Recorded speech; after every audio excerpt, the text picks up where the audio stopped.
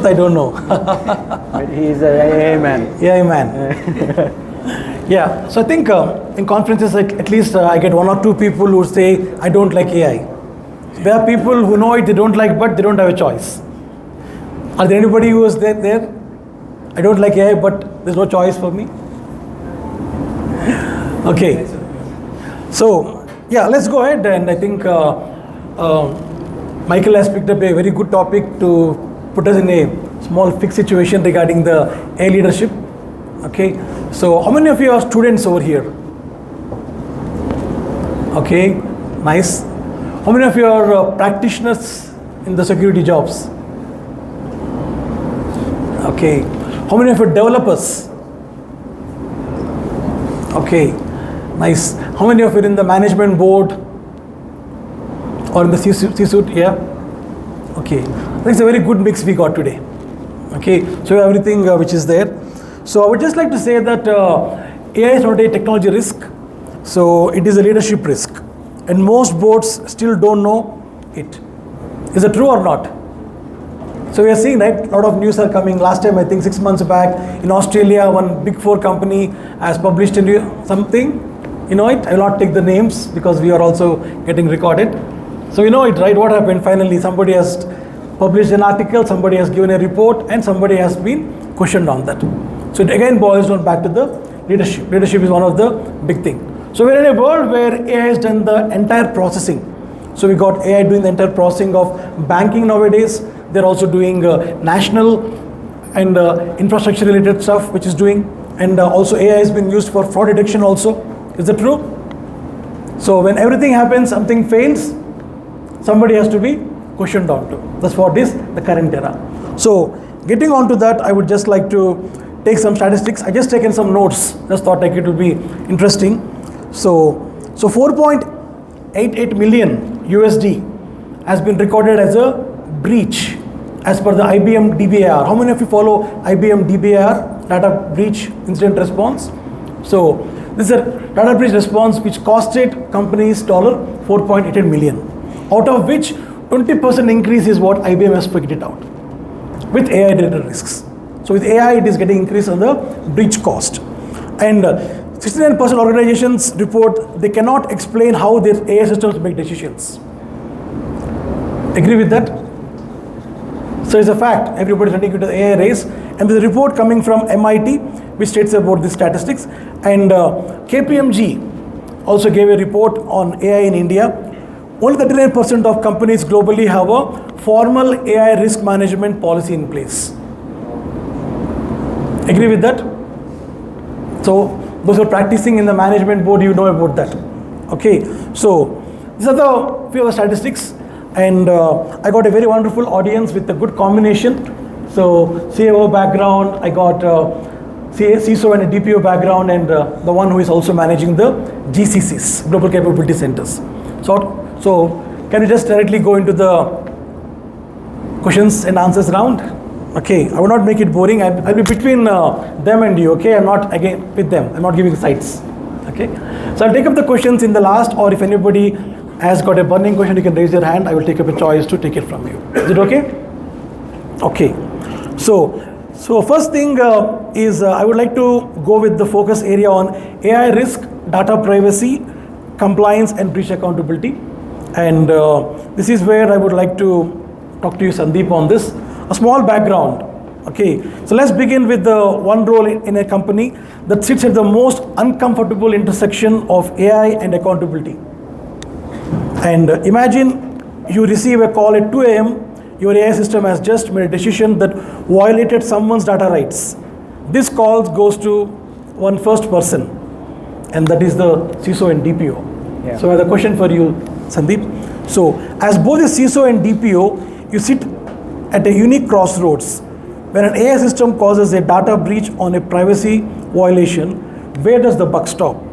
And is the current legal and governance framework in India ready to answer this question? Over to you, Sandeep. Thank you, Praveen. Good morning and good afternoon, everyone. So we started from home to coming here morning. Now we are already afternoon. So we have to cover the morning and afternoon. So thank you, Praveen. So wearing the two hats, I hope I'm audible. Wearing two hats of CISO and DPO is really a big journey and a lot of risk that we have in the both hands. So the Praveen is put me in the right dot of both the questions asking, how do you manage, right? So there is an incident which occurs when we all are globally sleeping, but CISO and DPO is waking up, or probably they have to stand without sleep.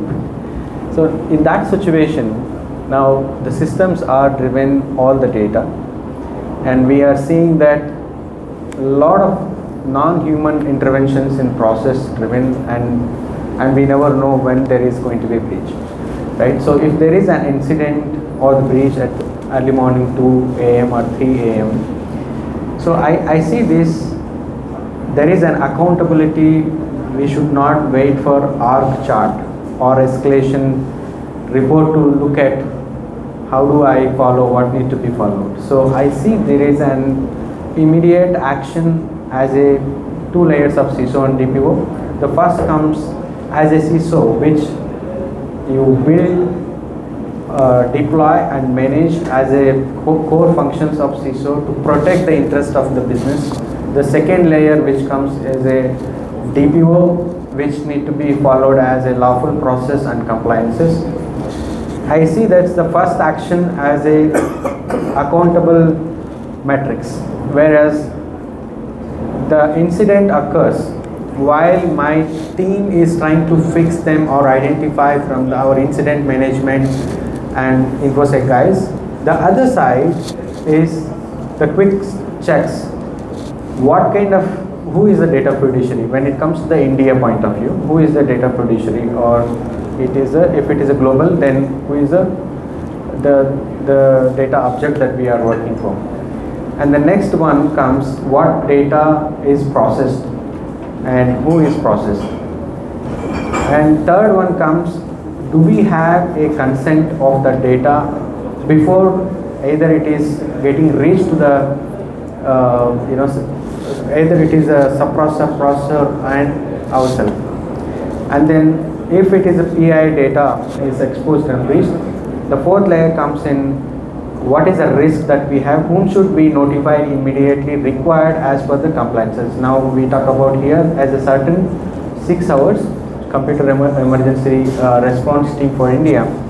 So, and while we are still in investigation, but we should have in mind what risk, whom should be notified, and what kind of data that has impacted.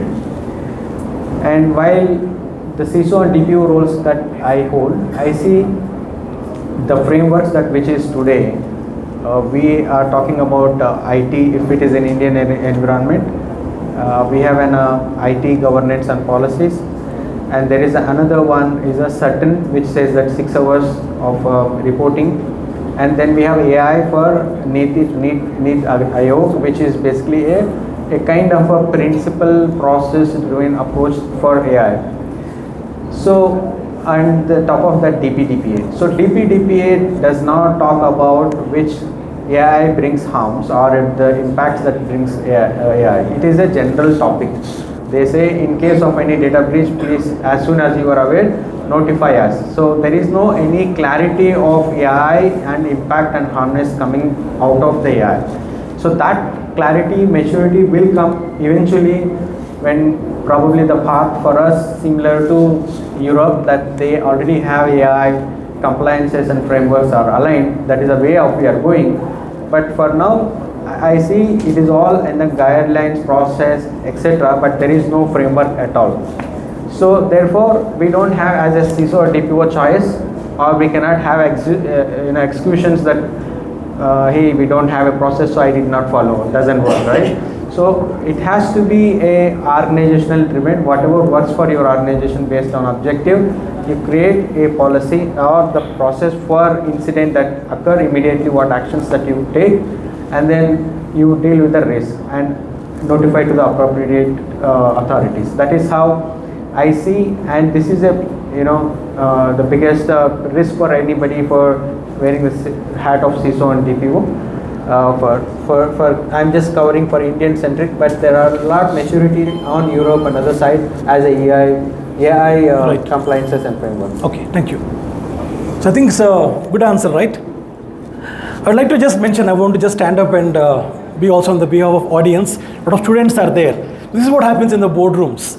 So the topic may be very different, the words are different, vocabulary is different, but welcome to the new world of AI, where we need to understand what also happens in the boardrooms. Okay, so don't get bored on the boardrooms, because what we speak on the floor as a developer or a governance person, the board again has got different perspective. Thanks Sandeep for taking us in depth of it. There's a saying which I just want to mention, which I just had made a note of. Let me just read out. Okay, it is from Bruce Skinner, from a person of security in the US. So security used to be about protecting systems. Now it's about governing decisions made by machines we don't fully understand. Is that true? True. Okay, that's where we are on to. So going with that, I have my second question regarding governance. So how many of you are there in governance roles here? Anybody compliance role, governance roles? Okay, lift up your hands firmly. This side I got few. Okay, so earlier I told about the statistics, right? So where we have the count of 60% of companies say they cannot explain how the AI systems make decisions. Now, if you cannot explain it to a regulator, can you explain it to a court? Okay, I'm talking about a lot of banking companies which are there, crypto companies which are there. So I see a lot of my industry friends. I don't see them in the conferences sometimes. They say that I was being called by a regulator from Bombay. I'm here to explain to them. Okay, now with AI systems coming into picture, we have a lot of things where CISOs have to also be responsible to explain to the court of law also. Agree with that? Any instance which you read in the recent past where companies have to go to the court and explain to it? Not really. What about US? In US, some AI company didn't agree with Trump. Which was the company? Anthropic. Okay, so it's again a matter of court. Is that right? So things are happening in that way. So my second question to you, Sandeep. So explainability and auditability of AI are buzzwords, and but they translate into real regulatory exposure. How are you practically embedding these requirements into your AI governance program, and where are the biggest gaps? Yeah, sure. So Is the question all clear for you? I can repeat again. Don't again hear it, you can raise your hands. Okay, fine, go ahead. So I think, yeah. So explainability and auditability of AI are buzzwords, but they translate into real regulatory exposure. How are you practically embedding these requirements into your AI governance program, and where are the biggest gaps? perfect. So just before I go there to make more interactive discussion, how many of you using a third-party SaaS platforms? Can you raise hand? Third-party SaaS platforms. Is it only 3 or 4, 5? We are not using any of third SaaS platforms. We use left and right, in fact, right? So it is not any organization that they own, build everything, right? So we have to rely on supply chain. We have to rely on so many things. So it is just I was trying to look at the audience, how many actually trying to catch the word of what Praveen was saying. So look at the explainability to the board and the court. This is 2 words are the 2 different languages, I say. So one is in the right side, USA, another one is China. Now look at this. When as a CISO and DPO, we go and talk to our technical and the board, the approach is supposed to be a plain language and which can be understandable for them. And this plain language, if we are not able to make understand to your CEO, CTO or the stakeholders, I think we will not be able to explain to the court as well. Because the court works in a different Bible, they works with the evidences and tangible information, right? So in that way, I break this into 2 layers. One is the technical approach. When you see the technical approach, if there is an AI risk and complications around, then we have a process which talks about the bringing the scenario, reconstruction of the work, and explain about the workflows and scenarios, and bring the risk down to the table and tell them what is actually a business impact and what would be the risk in terms of the penalties if something goes wrong, penalties, and what would be the cyber insurance required, what are the risks that the organization work with a global supply chain. So this brings a clarity to the technical and operational point of view to the board. But when it comes to the code, it is more on the governance, where you see they always want to see a plain language with what is your boundaries around the AI, and is there any human intervention towards to it. And the third one, what are your logs and timestamps that you captured if something goes wrong. And these are the evidences that you have to produce to the code and explain them. If you go there and say I used some encryptions, zero trust, or probably some other technical wordings, they'll say you are wasting my time, get out, right? So the code language is always a different way of looking at. And with that two splitting of technical and governance, and therefore the larger gaps what I see for organizations is today we rely on a lot of third-party SaaS applications and the supply chain which they have implemented AI on their systems and applications.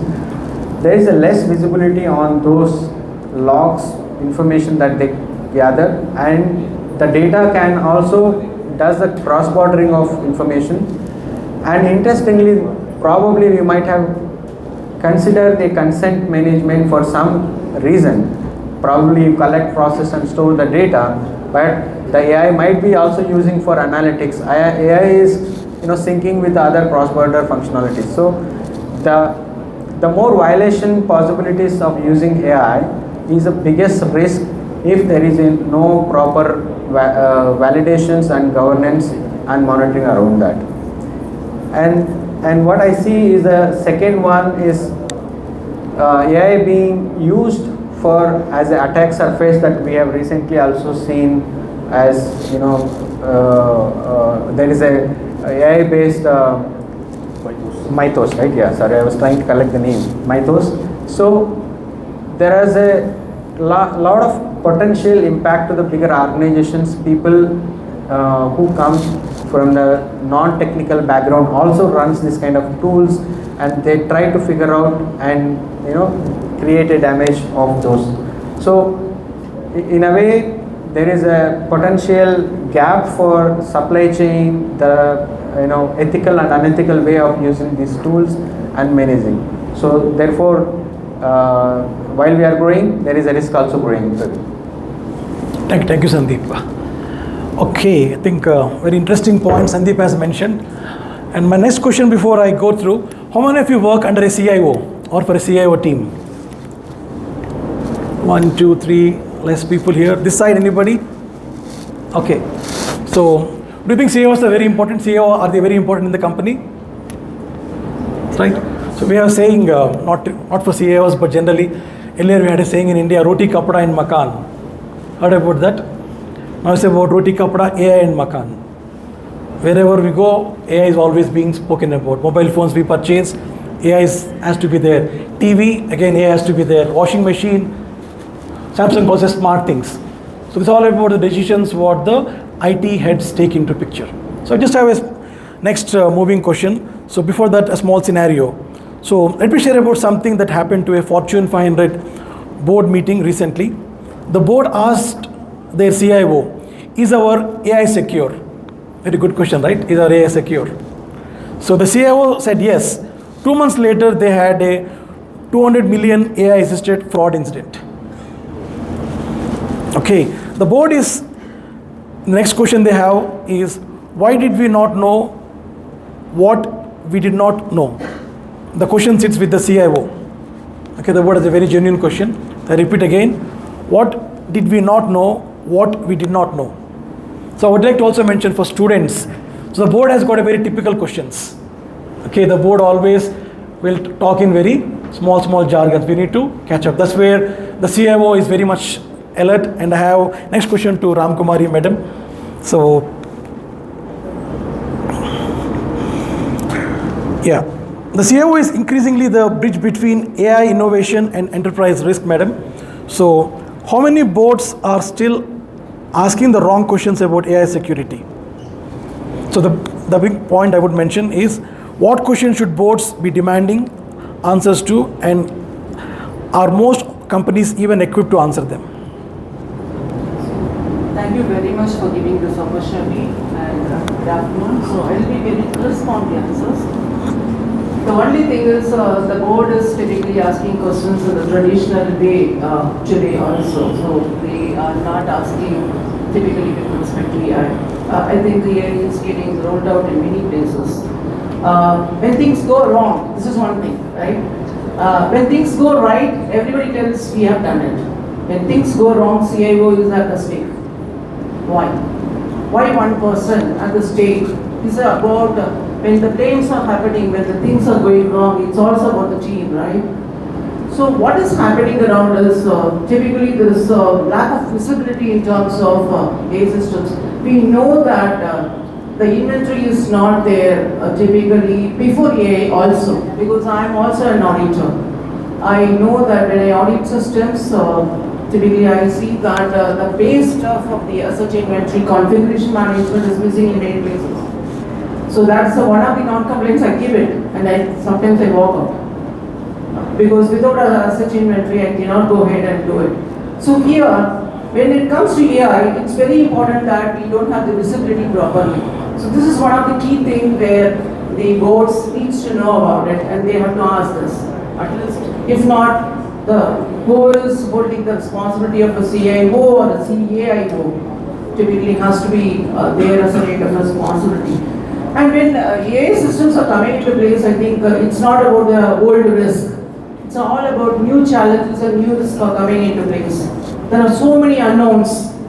So today what we know about AI risk are almost 50%. There are 50% of unknowns are there. How are we going to deal with? Because each and every system, when we do it, I think it goes with a kind of its own uniqueness, and we getting to deal with. So typically the risk management, how are we going to cater to the risk? How are we categorizing it and doing it across is very important from the perspective. The third perspective is about, we know all about shadow IT, right? But today it's about shadow AI. Because each and everybody, every department wants to find out some of the AI systems that they want to implement, and we don't have the right things because it's not coming from the centralized. Where does this kind of a governance and security comes into picture? Because it's very important that we need to have a boundary. Of course, we all agree in this complete agile world that we need to give as much as autonomous to the team, freedom to the team for them to work. We don't intervene in terms of what you do, what framework you use and other stuff. But at least there should be a boundary and scope to be put across because it's very important. And that's where the secure systems and security and governance comes into picture. So lack of this kind of a governance plays a major role in terms of not having and playing a lot of shadow AIs. That is another very intervening character in this. So this couple of things which is really not in the kind of a meaningful character from the board perspective, and they have to really ask. It's not about how are we doing it, where are we doing it and other things. It should be in a very different manner of in terms of risk, governance and compliance perspective. I think that is where the board has to start asking, and CIOs or CIOs or whoever is responsible as a SPOC from that perspective needs to have this kind of an answer. Thank you, madam. I have a follow-up question. Yeah. I have a follow-up question. Sure. Can I have the mic? Just make it short and sweet. Just make it short and sweet in lieu of time. We can take. Yeah, go ahead. This is actually a follow-up question to that. So like you mentioned shadow ID, right? So you guys are at the leadership point. So you cannot afford to miss out on AI. It will cut down productivity. If you use too much, if you give too much range to the people, so they will want more. So that will increase the risk. How do you balance? Like my question about how do you decide what to implement at what level you want to cut off this AI permissions or whatever? Like just want to see inside your mindset when you are designing the policies, when you are rolling out the AI for your developers or your other teams. How do you decide what you want to give them and what you want to head back? Like agentic system, like these kind of first of. I think it's a very fast AI. This is what question was there. Also want to know where the mic and grabbed it faster. Thank you. Predominantly, it is all about kind of the CIO's responsibilities comes in terms of due diligence first.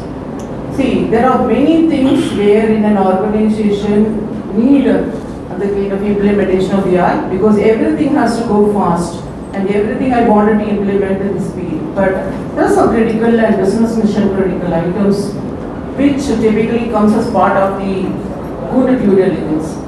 See, any such kind of a typical transformation, if you don't do the due diligence properly or the gap analysis properly and try to attack that kind of a problem in the process manner, then everything goes for a fail. Second thing is, I am as a kind of a CIO or a CISO, so I also have played a role of a CISO, DPO and other things. So it's very important that I do things in a phased manner, not a kind of a big bang, because big bang always makes you to fail. Phased manner typically, at least we will be able to hit some of the kind of a milestones. So that is fair. So I have different kind of grades of people where typically it's developers. Okay.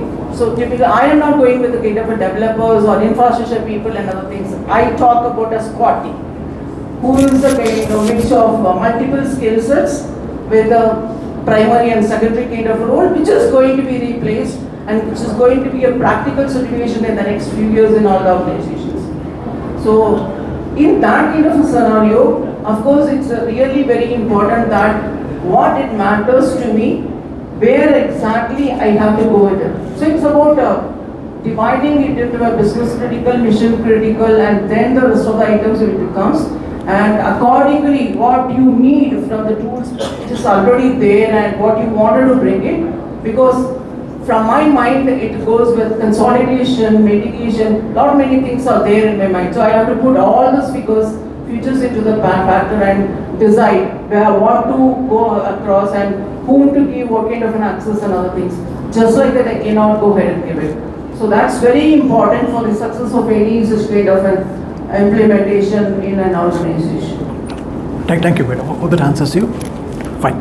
So we'll just move to the next question. And I think this is how the boardrooms happen. Arguments and then questions comes into picture. Everybody has their own opinion. Thanks, Madam, for that. So I just have one more point from Gartner. So Gartner predicts that by 2026, more than 80% of enterprises will have used generative AI APIs or deployed Gen AI-enabled applications.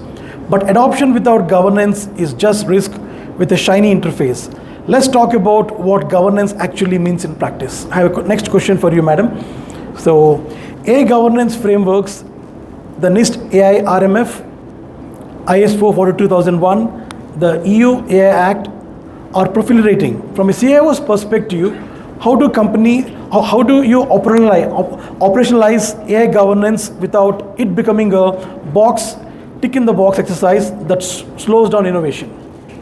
Not only from the AI compliance perspective, it's normal compliance if you take it. People take that as a checklist today because it's a kind of an optional for everyone.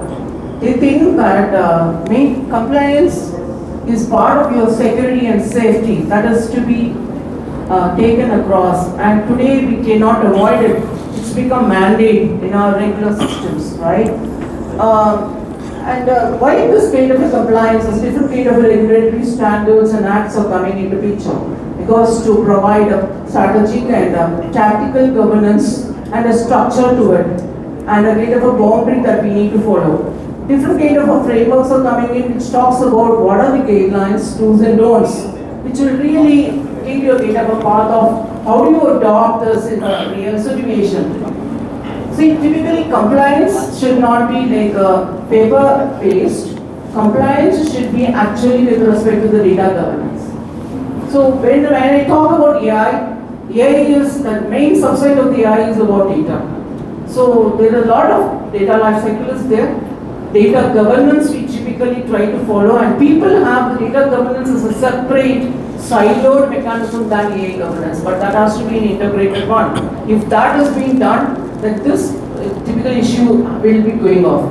Second is when you are talking about compliances, when you go with ISO 2042, because all ISO standards go with a lot of documentation. Without documentation, you cannot do it. It's mandate. Of course, you have to document it, but in the real agile world, it should be slightly in terms of the run book and other things. So rather than putting a layer over the innovation, I think it should be embedded into the system. If the compliance and the governance getting embedded into the system in terms of a different kind of a framework, because NIST gives a fantastic way of how the risk management has to be done across. What kind of risk management we need to do? We know we do enterprise risk management, we do IT risk management, we do security risk management, we do cloud risk management, privacy risk management. There are different types of risk management with respect to different, because each and everything will capture different kind of items. AI also has to do a different kind of risk management, because it's very important today, because there are many things we know that it's unknown. It's still typically in the maturing phase. And after you do it, if you really go ahead and do as part of the integration, rather than going as a kind of a siloed manner, I think this kind of a problems will go on, will go off. Right? So one thing is about my stake is like building a compliance is very important. Follow that, but typically it is to be embedded into the system, and it should not be kind of a strict thing or extra effort for the people. People should be doing it as part of the design phase. See, we talk about security by design, privacy by design, security also by design. Because, okay, so you can ask this question that we have already designed some of the modules where we don't have a security and safety. What we need to do? Okay, go ahead and plug some of the things. Because when you do a due diligence, we know what are the gaps and challenges there. Go ahead and do and plug certain things, which is very important. And critical, right? Then rest of the new modules, please make this as a mandate, because security is becoming more and more versatile and very stabilized. When you talk about AI systems, we talk about resilience. Why we don't talk about resilience more in the previous part? Because AI tend to break systems. Of course it breaks systems because of a lot of unknowns. That's the reason when it breaks, how much I am able to come back to the original business faster, and how much I am harder enough to withstand all this kind of a breaks. It's about resilience. That's the reason AI resilience comes into part of it. So typically the governance, the AI resilience is one of the biggest parameters that we need to follow it. I think so. Good points, but thank you very much for covering it. How many of you are aware of the NIST RMF framework? Okay. And those of you not, please ensure that you more deep dive into the at least RMF. And how many of you are following the European Union AI law? Okay. So it's also very much vital. So I encourage you that you also follow that. Okay. I think Michael has put some instruments for me. I'm feeling uncomfortable. Are the sensors on AI, Michael? He has given me 2 pieces over here. Fine. I think Ananta is telling I'm sitting quiet here. You're not asking me questions, Praveen.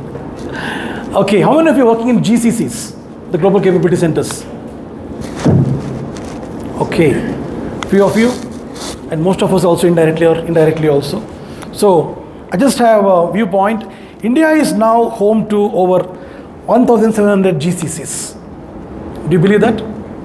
So almost 1700 plus GCCs are there in India, the global capability centers. They're employing over 1.9 million professionals and handling some of the world's most sensitive IP, financial data, and enterprise intelligence. That makes India not just a technology hub, it makes us a high value target, and increasingly the attackers are using AI. Let's talk about fighting fire with fire. Okay, so we have the big thing happening in the GCCs. Students who are there, so one of the next evolvement is happening about the GCCs. Watch out for upcoming GCCs. So global capability centers are the ones which are companies in US, Europe or elsewhere in the world trying to put a footprint through India where their teams are running over. So Nanta works for a GCC. So Nanta, question to you. GCCs in India sit at a unique intersection: global data flows, local talent and cross-border threat exposure. From your operational experience, how are AI-powered attacks evolving, and how is AI also transforming your defensive playbook? Good afternoon, everyone. Let me give a small about the GCC, right? The Global Capability Center.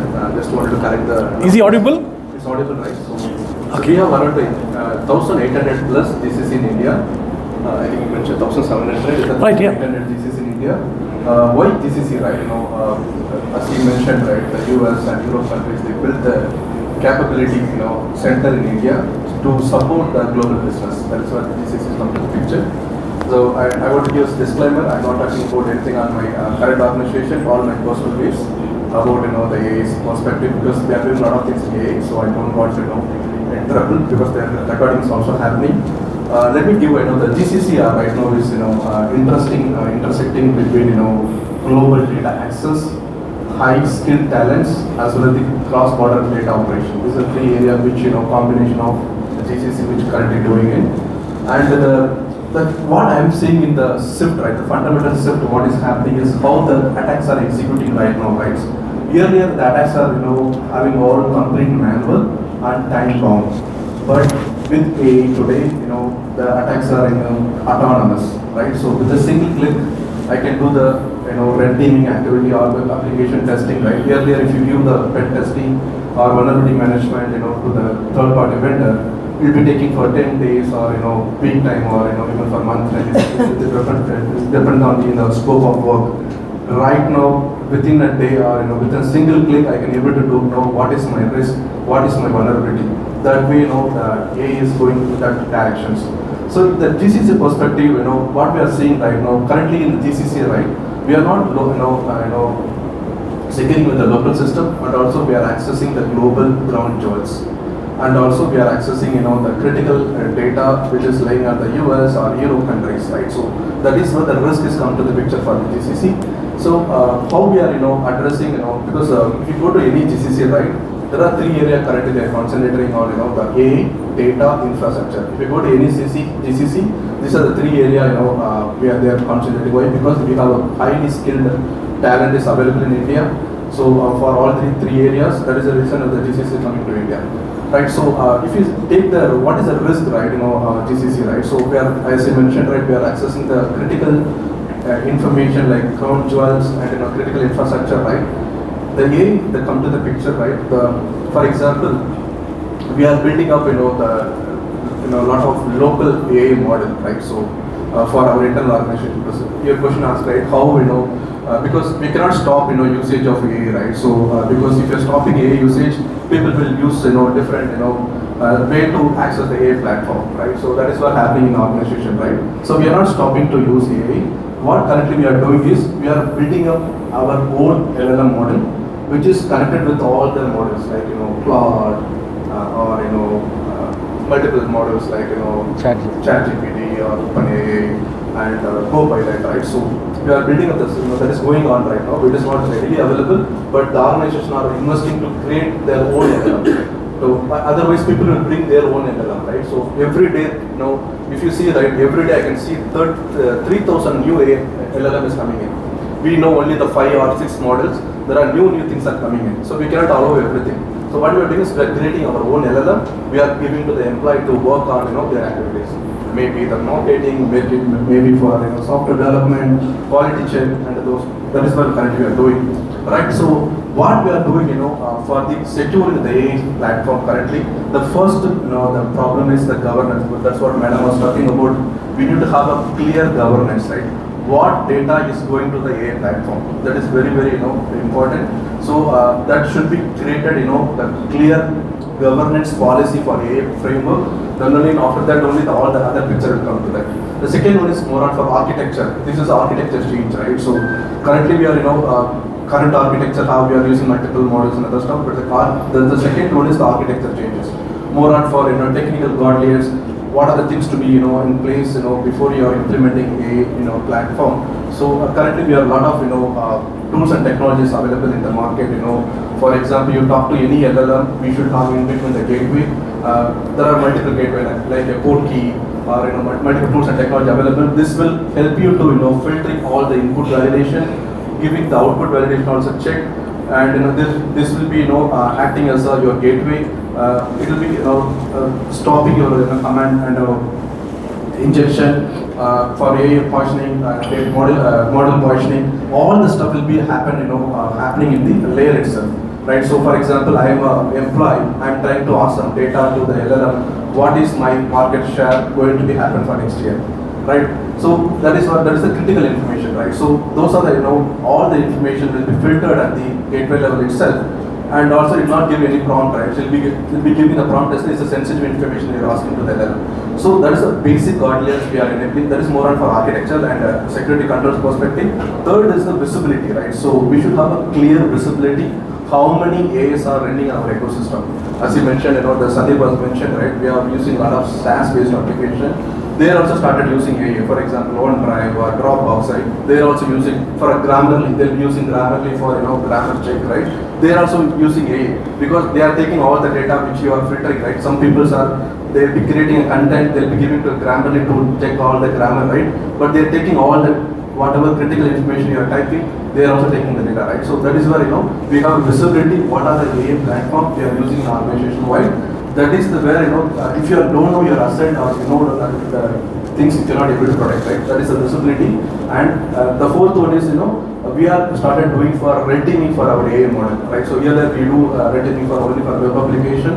Whatever we cannot do I cannot do red teaming for OpenAI. I cannot do red teaming for cloud, right? So we are creating a red teaming for our own applications, which is developed in-house for LLM. So that is where the first is the governance, second is the architecture and security controls, third one is the monitoring or visibility, the fourth one is the assessment of our AI model. These are the four areas which we are more focusing on, and it's a long way to go. But every day there is a lot of challenges. But we need to follow and also we need to train our employees, right? Because the cybersecurity is a different perspective. So who are managing the security platform, right? We need to train them and upskills them, to adopt the new technology. So that is what what I'm concluding my speech, right? So every day the new technology will come in, right? So we should be very clear in our basics, people, process, and technology to be aligned. And we should be very strict on our basic technicals, zero trust, identity. So identity is another challenging for organization, right? So if you see 95% of attacks are happening because of identity theft, and also that is also happening for AI level. For example, agent to agent conversation, right? Currently there is no authentication. So if something agent is taking some information to another agent to another agent, right? The information can be false. So there is no authentication authorization happening for agent to agent conversation. Even for big firm like Microsoft, Google also struggling to creating identity for AI system is another challenge is going on. So currently they are building up the product. So the identity is another challenging. So we need to have some basic controls like zero trust should be implemented across the platform, and identity should be implemented for across the platform, and also the API security and governance that should be. So it is not a one area. So we need to have a combination of all the stuff before implementing any AI for the any organization. Yep. Thank you, Nanta. Want to add, Sandeep? I'll just add. So I'll just 1 minute. Won't be take much. Yeah. You have a minute actually. Yeah. So just to sum, any organization using multiple LLMs or the AI tools, for example, Claude or ChatGPT or Perplexity, you may end up with 10 or 20 or 50 or 100. Then how do you govern, monitor, and have that quantify of risk is our biggest challenge. So there are some platforms, but for naming, as Nanta also mentioned, which is Microsoft Copilot. For example, if you have the licensed version, you can integrate the AI systems or applications that third parties and have your Active Directory or your policies enforced within your organization on top of the Copilot. So I'm not recommending Microsoft Copilot as here, but I'm just taking as a reference. Then you have, when you go to the actions, then you have 1, 2, 3, 4, 5, 10, and then you select which you want to use. But whatever prompt that it creates and you ask query, it has all the record of log creation. It will allow you only when their organization permissions are accepted, and it is more risk, a way of handling it. And that's how you see as organization having multiple AIs with the under umbrella of one unit. While there are few big organizations that develop themselves, but there is some few aggregators or supports are available in the market. So that's what I want to. Thank you, Sandeep. Yeah, I think just almost coming to the closure. One more question to go. Are you getting bored? Okay, I'll just ask in the last, just one complete one. Okay, so I'll just have one last question for Nanta. I was just wondering when will this come out and talk to us? I've heard about the new thing happening in the market, AI girlfriends. I'm serious, not joking. It's happening. AI girlfriends are happening very much there. It's a new thing which has been deployed, and a lot of things are happening with AI girlfriends. Not about boyfriends. I don't know. You're eager about. I know, but but this concept is there. You can just read about it. The last question for Nanta. So, how many of you are aware of ISC square? Yeah. So we talk about talent in cybersecurity at all time, but I want to be more specific. There's a report from ISC 2. The study found a global cybersecurity workforce gap of 4.8 million professionals. India has both the scale to fill that gap and the opportunity to lead AI native security practices globally. The question is whether we are building for the future. Let's find this section with a challenge to you, Nanta. So the question from this report for you is, the India's GCC's ecosystem is growing at 11% annually. Okay, do you agree with that? Yes. Well, what you said, the number was from a report, and what you said is the reality. So it is very going faster. So as AI workloads increasingly land in Indian GCCs, what does true AI security readiness look like? And what is the single most important cultural or structural change companies need to make to achieve it? Yeah, as you mentioned, right, I think, the AI adoption is going very fast in organization level, but, the AI security is very slow. Why? Because a lot of challenges which you are facing. And, I'll be giving a 3 takeaway and, to how AI security readiness in the organization. The first one is the fundamental, right? So, first we need to have a fundamental to be, should have very fundamental things should be ready in terms of zero trust, in terms of, governance in the place, in terms of API security and red teaming. So all the basics should be followed. Identity is another challenge. So all the basics should be ready for the future. This one. Second one is currently we are using very manual SOC operation, right? Security Operations Center, right? So now the organization are adapting for AI enabled SOC, autonomous SOC. That means what is right. So currently we are having a lot of alert funding, right? So we'll be integrating all the devices. We are getting so many alerts, right? Our cybersecurity operation team is very struggled to taking the action. So once the AI is enabled, right, you'll have only have a actionable attacks. Actionable items should be there. For example, I have today 1,000 of alerts, right? Which one I need to be there ready? So it's a very challenging for us, right? So that is where AI will come to the picture. It will have correlating all the information. It will give the high prioritized tickets to be addressed to the organization. That is where AI is very useful for. Currently we are evaluating a lot of things. So it is very useful for the second thing is AI based red teaming. That is also another things we are currently doing. Earlier we'll do red teaming activity yearly once or 6 months once. Currently it's required for continuous red teaming assessment. That is where the AI is come to the picture. The third thing is for more on I'm talking about cybersecurity operation where because that is a very critical for our organization, which will be monitoring for 24/7 what is happening across the organization in and out, right?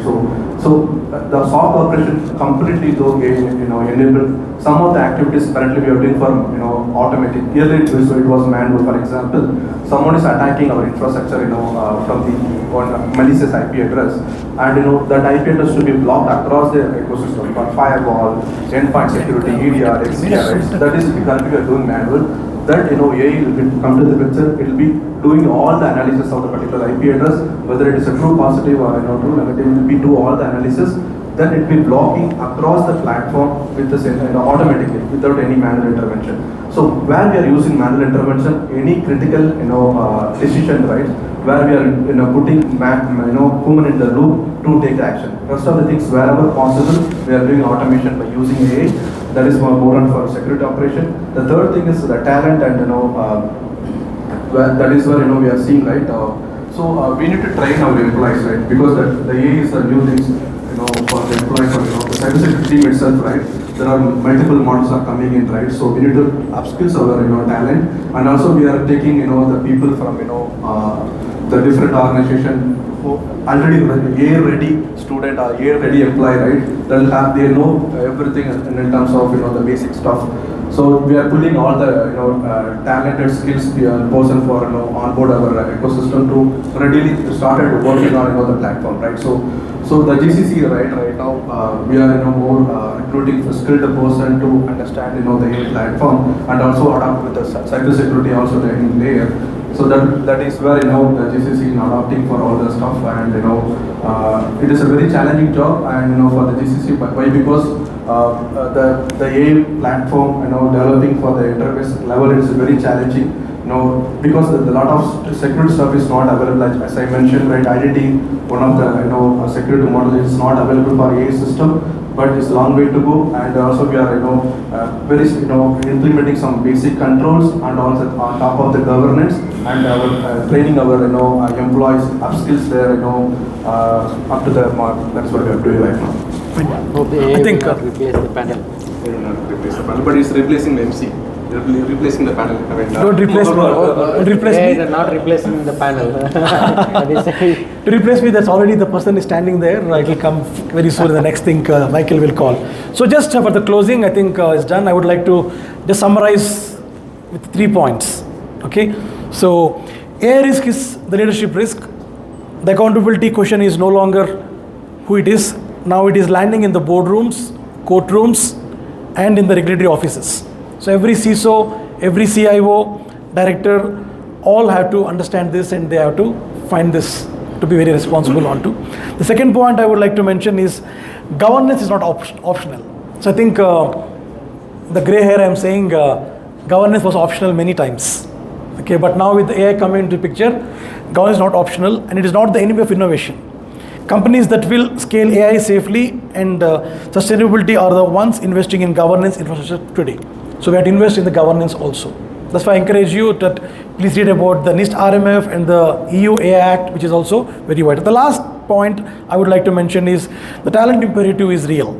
So India has the scale, technical capability, and the regulatory environment to lead global AI security practice, but, always a but, okay? But only if we build the curriculum, the culture, and the career paths to support it. Do you agree with that? We need to build upon. Okay, so for finally, I have some small points because I got the mix of audience, students are more. Okay, so I'd just like to close with this note. So the point I would like to mention, if you're a student, pick up one AI course. Okay, so not about the course, pick up a good domain of AI. So it could be either the ML or AI governance or privacy and engineering of AI, and commit yourself to expertise onto. Because many times when I also see, I'm also a professional career coach. So when students ask me, everything is there. So what I would encourage students that pick up one thing and expertise onto that. The second thing I would like to mention is for the practitioners. So ask your leadership one question. Okay, the question is, do we have an AI incident management response plan? If not, that's your top priority in the company to start up with. The last thing is for the leaders. So put AI security as the board agenda. What is that? Security as the board agenda. And not under IT, not under legal, but as a standalone strategic risk team. So many boards have the practice that they will push it to the CIO, IT and CISOs. Now the important point is they have to take it seriously. So that's it. The last thing, I'm not like a Zomato or a Swiggy asking for star rating, but thank you for being a wonderful audience. And we'll open up for questions, Joshua, with your permission. Michael? Yeah. Someone can take on, I think Rishabh has one question. I would sincerely request, because already 45 minutes has taken, so make it crisp. So regarding your last concluding statement itself, because of the large-scale adoption of the technology as well as the advancement in the technology, which is moving at a rapid pace, why still, like, it's been already 4 years for the GPT and, like, almost 2 years for agentic systems for the AI.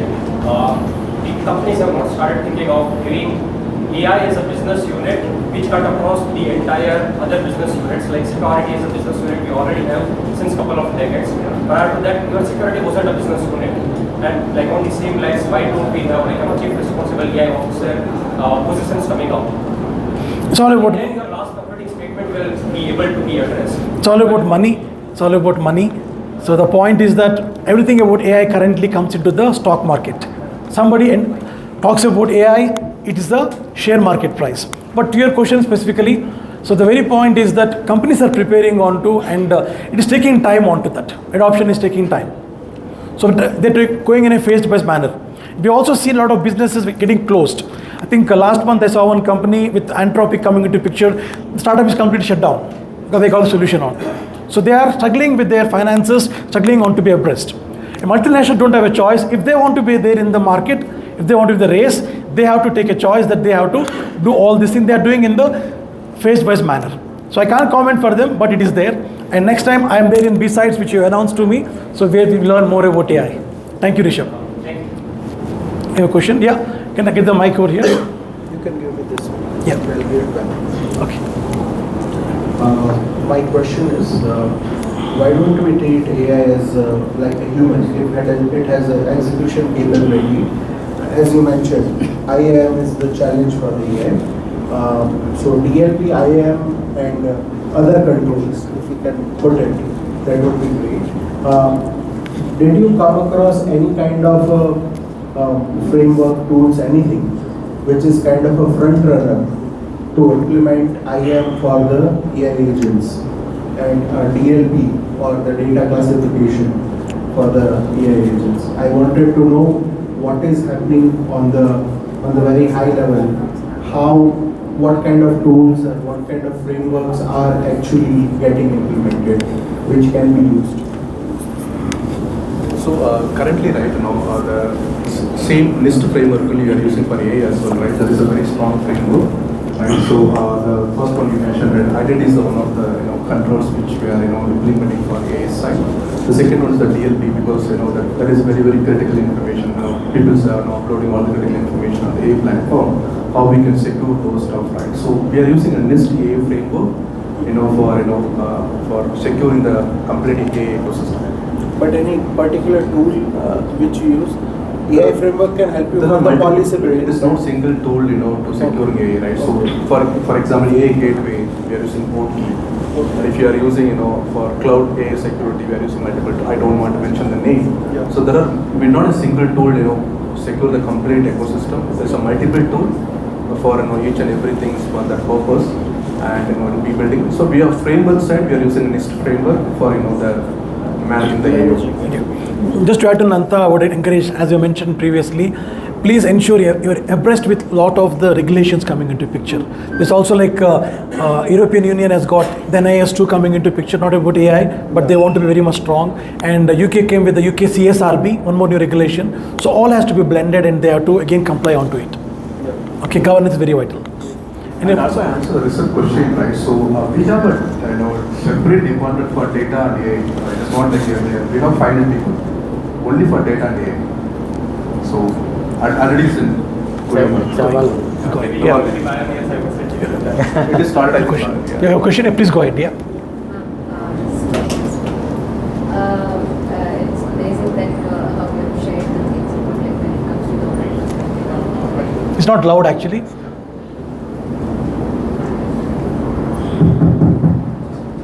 When it comes to the audit perspective. So, as a same question, I was asking primarily when it comes to compliance, where AI is still not there in the market.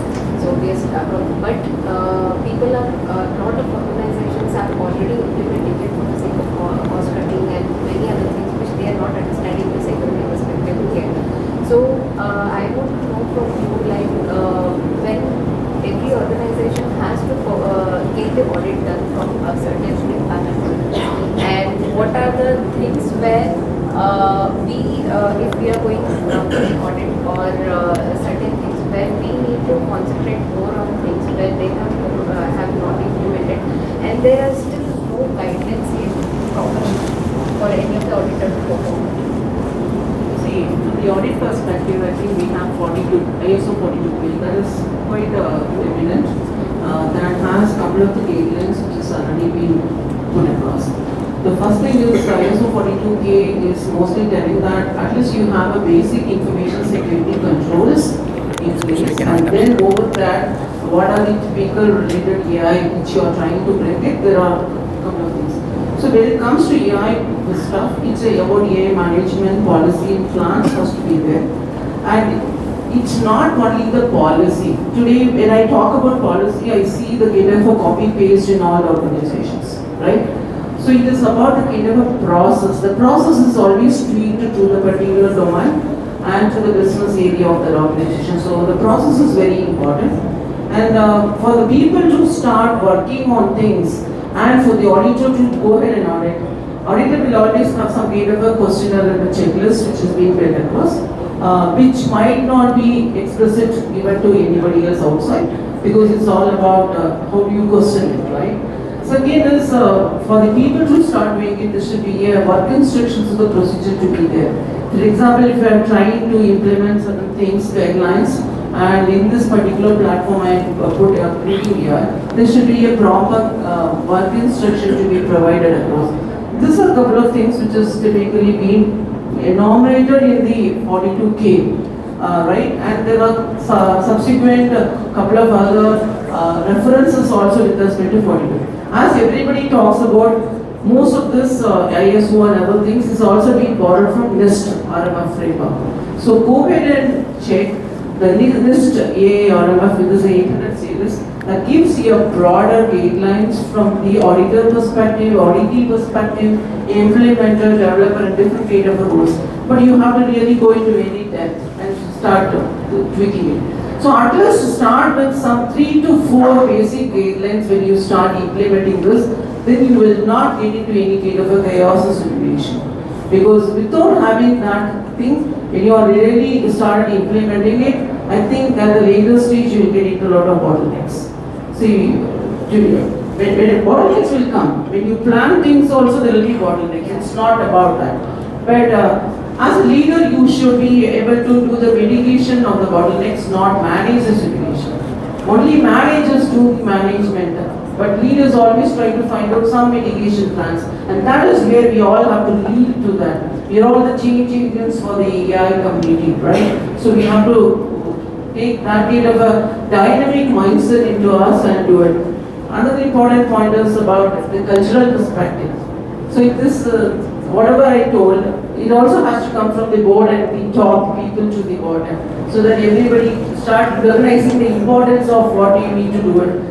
So that they will make the mandate that put at least 3 to 4 things to make it a kind of a hygiene parameter in whatever we do. Okay. So that's a kind of a guideline which we wanted to follow. I think just a moment, just got a call from the organizer. So almost time up. So we are there over here. We can just continue the questions. Okay. And any questions are there? We 4 of us are here. We can take it up. Thanks for being a very wonderful audience, and I would like to thank you.